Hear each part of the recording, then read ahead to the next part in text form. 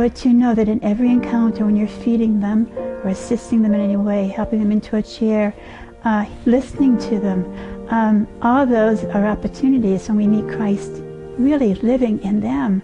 And then we bring Christ to them and ourselves is the most beautiful moment. And when they've finally gone into the hand of God, you know they're there. It's a happy moment. I'm crying.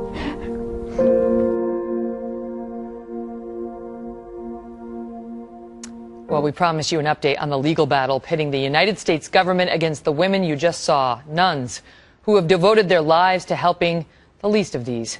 The Little Sisters of the Poor launched a full appeal this week asking the 10th Circuit Court of Appeals to protect their religious freedoms so they are not forced to provide contraceptives through their insurers or pay enormous fines under Obamacare.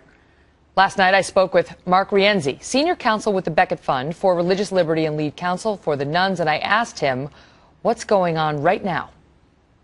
So we're asking the Court of Appeals to give us longer-lasting relief. You'll remember at New Year's Eve, Justice Sotomayor gave the sisters a temporary injunction, and a few weeks later, the rest of the Supreme Court extended that. And now the government could have and should have walked away at that point, but they haven't. So now we're back asking the Court of Appeals for longer-lasting protection for the sisters to just let them get back to caring for the elderly poor. So the Obama administration is not backing down in its demands that the nuns should just sign the form, sign the form that will allow the contraceptives to be delivered by somebody else. Yeah, and what's really strange about the government's argument is it says that the form means nothing. Yet the same government is fighting the nuns all the way to the Supreme Court saying, sister, you better sign that form. And if you don't, we're going to take millions of dollars of money people have given to take care of the poor people, and we're going to give it to the IRS. That makes no sense at all. How are the nuns doing with all of this, embroiled in such a national controversy?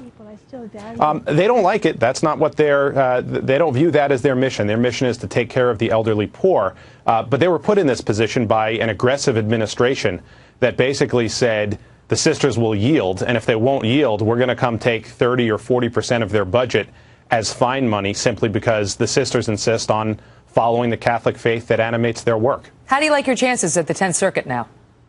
Oh, we like them a great deal. The government has lost 19 out of 20 of these cases so far. The government's arguments are really weak. And again, even the government says that there's really no point in making the sisters sign the form. That's not the sisters' view. The sisters think the form matters. But if even the government is coming in and saying this doesn't matter, then it's really senseless for the administration to be saying it's going to force the nuns to sign it or it's going to crush them with fines. Mark, it's good to see you. We'll continue to follow it. Good to see you, Megan. Thanks so much.